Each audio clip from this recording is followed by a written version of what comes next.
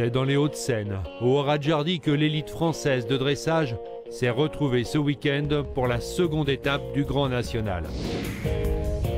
Après une première épreuve en indoor remportée haut la main par Claire Gosselin, tout le beau monde du dressage avait fait le trajet en région parisienne avec la ferme intention de batailler pour le podium. Des épreuves amateurs, poney et club, 2 étapes de la tournée des As, c'est plus de 1000 cavaliers qui se sont retrouvés ce week-end à Marne-la-Coquette. Jardy devient la plus importante épreuve de dressage en France. La particularité de cette étape du Grand National, c'est d'abord un événement de dressage de tout niveau où nous avons les poneys internationaux jusqu'aux plus grands cavaliers à cheval qui sont vus par leurs entraîneurs. C'est plus de 1000 cavaliers pendant 4 jours sur 4 pistes. L'intérêt d'un grand rendez-vous de dressage comme celui-ci, c'est que tout le monde puisse se côtoyer, les jeunes et les cavaliers expérimentés, les chevaux de tout âge, et que chacun puisse apprendre en regardant les uns et les autres. La volonté du Haradjardí, ça a toujours été d'offrir une pratique sportive à tous, sous toutes ses formes, du petit niveau vers le haut niveau, et de brasser toutes les disciplines. Alors c'est vrai que la spécificité du Haradjardí, c'est le concours complet. Nous accueillerons les championnats d'Europe en septembre 2013. Mais en dressage, notre événement, ça doit être un événement haut en couleur, où tout le monde puisse venir. Et c'est ce que nous avons obtenu cette année. Nous en sommes très contents.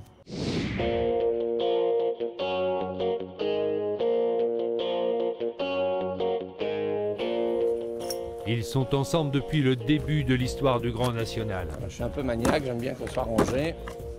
Habitués des podiums, Ludovic Henry et Jean-Philippe Siat gardent depuis 5 années la même détermination. Ils courent pour l'écurie Verneuil Dressage. Ah bah avec Ludo, oui, on a toujours voulu faire ce qu'il y avait de plus haut. Et ça fait très longtemps qu'on se connaît avec Ludo, on avait le même coach à l'époque. Et puis c'est comme ça que ça nous est venu de faire équipe ensemble à l'époque où le Grand National a été créé. Chaque année, on fait le bilan en fin de saison et on trouve que c'est intéressant et on recommence. Depuis 5 ans, là, on a quand même passé pas mal de chevaux au Grand Prix sur le Grand National. J'en ai passé 4 ou 5 et lui en a passé 3. Donc on arrive toujours à trouver un système pour faire équipe. On a même une année je suis tombé en panne de chevaux, parce que j'ai un cheval qui était malade et puis un autre qui était parti. Et il m'a prêté son deuxième cheval qui était Gresto.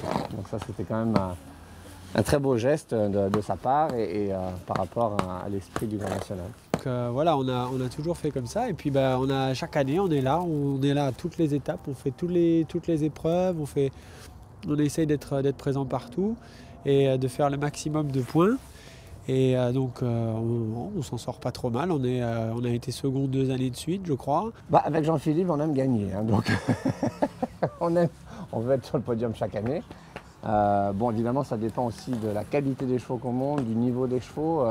Par exemple cette année on a chacun un cheval de Grand Prix qui est un peu, pas en fin de carrière mais sur le chemin de la fin de carrière.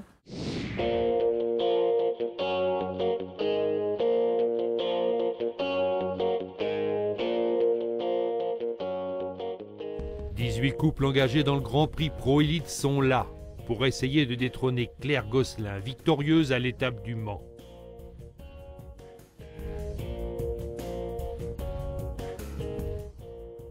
Troisième couple s'est lancé. Pierre Subilo et Taliti réussissent une belle reprise, notée 69,340%.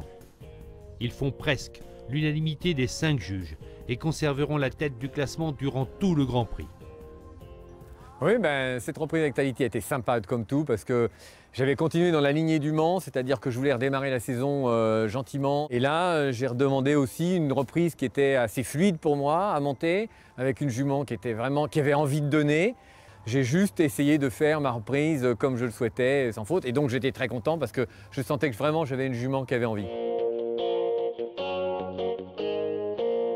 Tout le monde l'attendait au virage après sa performance du Mans.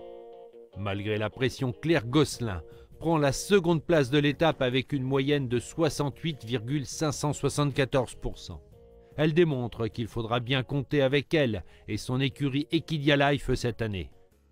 Juste quelques centièmes de points derrière, Catherine Henrique et Paradise Aubert prennent la 3e place du Grand Prix.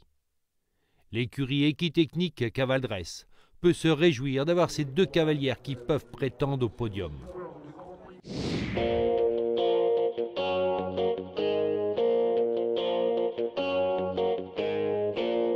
L'arrivée de l'entraîneur Yann Bemelmans est un signal fort de l'engagement fédéral pour le dressage français. C'est vrai que depuis 2 ans, la fédération a vraiment mis beaucoup d'efforts sur le dressage. Cette année, un peu plus, en renforçant notablement l'encadrement. On a des objectifs sérieux, puisque tout le monde sait que les Jeux mondiaux sont en France, donc c'est un objectif. Mais derrière ça, on a la qualification pour les Jeux. Donc les championnats d'Europe 2015 vont être très importants. Donc pour l'instant, on est encore avec Yann. L'idée, c'est de regarder un peu tout ça. Il observe tous les chevaux. L'idée, c'est d'arriver à avoir vu tous les chevaux après Saumur. Donc après Saumur, on fera vraiment un premier point. 3 écuries ont trusté le podium ces 2 premières étapes. Mais avec un total de 28 points, c'est l'écurie Equidia Life qui prend la tête du classement. Derrière, on retrouve respectivement l'équipe Equitechnique Cavaldresse avec 25 points et Kineton Piqueur avec 22 points. La 3e étape, qui se déroulera à Auvers, sur les terres d'Alain Linard le 11 mai prochain, s'annonce palpitante.